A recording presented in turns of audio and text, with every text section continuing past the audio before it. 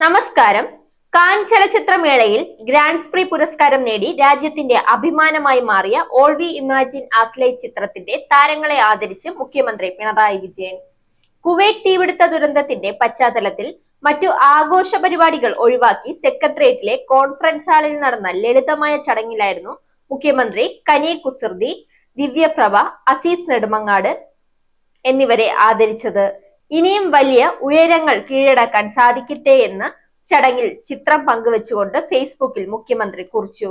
2024 can ചലച്ചിത്രമേളയിൽ Pierre ആഞ്ചലൈൻസ് excellence in cinematography എന്ന ബഹുമതി ലഭിച്ച സന്തോഷ് ശിവനെയും ഗ്രാൻഡ് പ്രീ പുരസ്കാരം നേടിയ പായൽ കപാഡിയയുടെ ഓൾ വി ഇമാജിൻ ആസ്ലൈറ്റ് എന്ന ചിത്രത്തിലെ മലയാളി അഭിനേതാക്കളായ കനി കുസൃതി, ദിവ്യപ്രഭ, ഹിന്ദു ഹാറൂൺ, അസീസ് നെടുമങ്ങാട് എന്നിവരെയും ആദരിക്കാൻ സംസ്ഥാന സർക്കാർ തീരുമാനിച്ചിരുന്നു. കഴിഞ്ഞ ദിവസം നടന്ന സാംസ്കാരിക വകുപ്പ് മന്ത്രി സജി ചെറിയാന്റെ അധ്യക്ഷതയിൽ നടന്ന ചടങ്ങിലാണ് മുഖ്യമന്ത്രി പിണറായി വിജയൻ താരങ്ങളെ ആദരിച്ചത്.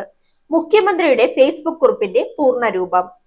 കാൻ ചലച്ചിത്രമേളയിൽ ഗ്രാൻഡ് പ്രീ പുരസ്കാരം നേടി രാജ്യത്തിന്റെ അഭിമാനമായി മാറിയ ഓൾ വി ഇമാജിൻ ആസ്ലൈ ചിത്രത്തിലെ പ്രധാന കഥാപാത്രങ്ങളെ അവതരിപ്പിച്ച കനി കുസൃതി, ദിവ്യപ്രഭ, അസീസ് നെടുമങ്ങാട്, ഹിന്ദു ഹാറൂൺ എന്നിവരെ ആദരിച്ചു.